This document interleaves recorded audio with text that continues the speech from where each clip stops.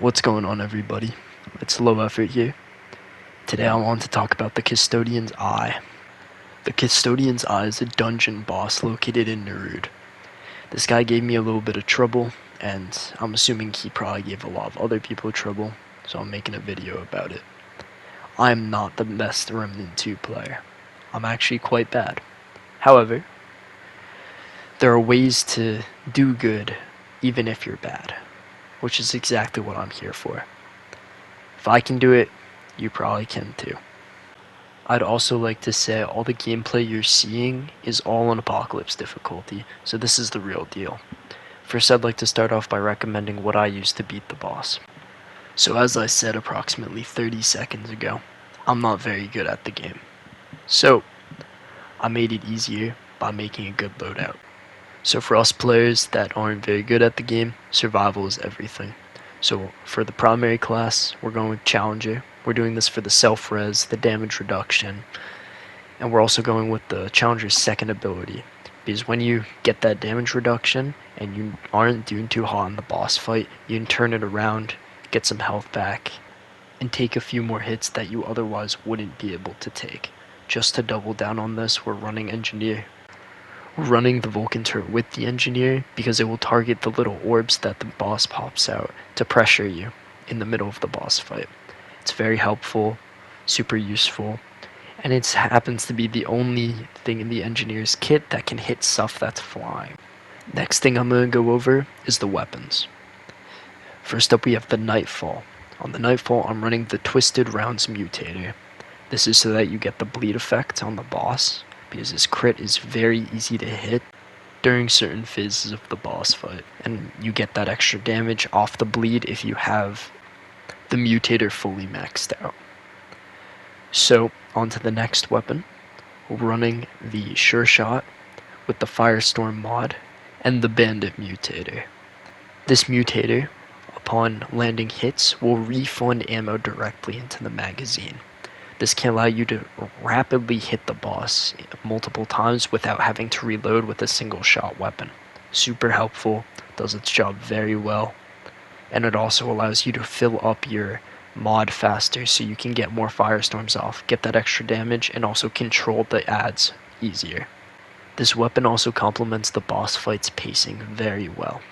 To elaborate on the pacing, this boss fight is very front-loaded, meaning the beginning is much harder than the end. This is because the boss is constantly putting pressures on you with his laser attacks. However, when you dodge them, you get very small opportunities to hit his weak spot. This is why we're using the single shot pistol. Towards the end of the boss fight, the boss gets extra attacks. He has different phases. This is why the Nightfall's on the roster. I'd just like you to take a second and appreciate this damage.